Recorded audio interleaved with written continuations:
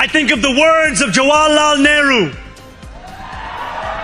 A moment comes but rarely in history when we step out from the old to the new.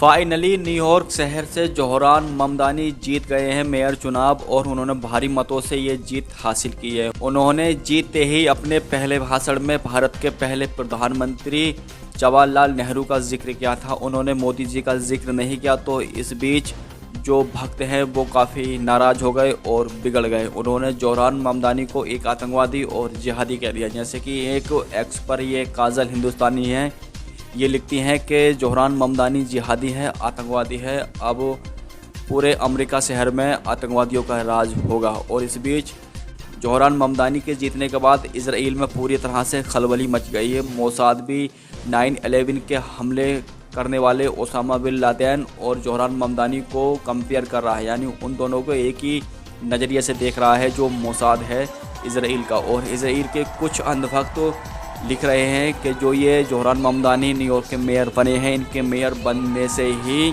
पूरा America में अब आतंकवादियों का राज होगा, बल्कि ऐसा नहीं। आप देख सकते हैं कि लोग हिंदुस्तान से लेकर इजराइल पूरी दुनिया में किस तरह से गंद फैलाते हैं, इस बात का आप अंदाज़ा बिल्कुल नहीं लगा सकते। यानी जोहरान ममदानी के जीतते ही इजराइल से लेकर भारत तक इतने लोगों को पेट में दर्द हो रहा है। और आपको मैं प्रूफ के साथ दिखाऊंगा भी और समझाऊंगा भी कि क्यों ये लोगों के पेट में दर्द हो रहा है। क्योंकि जोहरान ममदानी एक मुस्लिम समुदाय से आते हैं, इसलिए इन लोगों के पेट में दर्द हो रहा है कि ये क्यों जीत गए। यानी इजराइल से लेकर भारत तक के लोग, उनकी जो अंधभक्त टाइप के लोग हैं ना, वो उनकी आलोचना कर रहे हैं और ओसामा बिन लादेन से उनका कंपेयर कर रहे हैं। यानी देखा जाए तो ये सरासर गलत है। वो कोई जोहरान ममदानी ईवीएम हैक करके नहीं जीते हैं, बल्कि वो अपने बलबूते पर, अपनी काबिलियत पर, और लोग उन्हें पसंद करते हैं, इसलिए न्यूयॉर्क शहर से वो भारी मतों से जीते हैं जोहरान ममदानी। और लोग उन्हें क्या अनाप शनाप बके जा रहे हैं। और कुछ लोग तो यहाँ तक कि कह रहे हैं कि जो ये जोहरान ममदानी जीते हैं न्यूयॉर्क शहर में पूरी तरह से आतंकवादियों का राज होगा। आप देख सकते हैं किस तरह से इनकी मानसिकता गोबर खाने वाली है। गोबर खाने वाले हमारे भारत में ही नहीं रहते, ये इजराइल में ही पाए जाते हैं। इजराइल की मोसाद जैसी बड़ी खुफिया एजेंसी जोहरान ममदानी का खुले तौर पर विरोध कर रही है। और इजराइल के बहुत सारे जो कट्टरपंथी जो संगी लोग हैं वो भी जोहरान ममदानी का विरोध कर रहे हैं।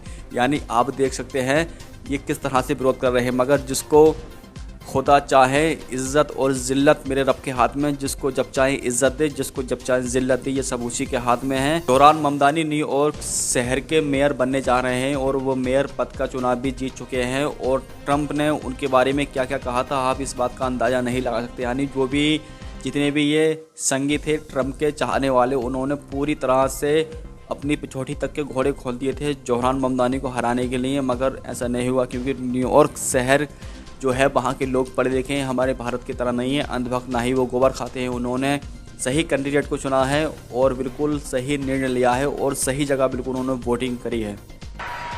Standing before you, I think of the words of Jawaharlal Nehru.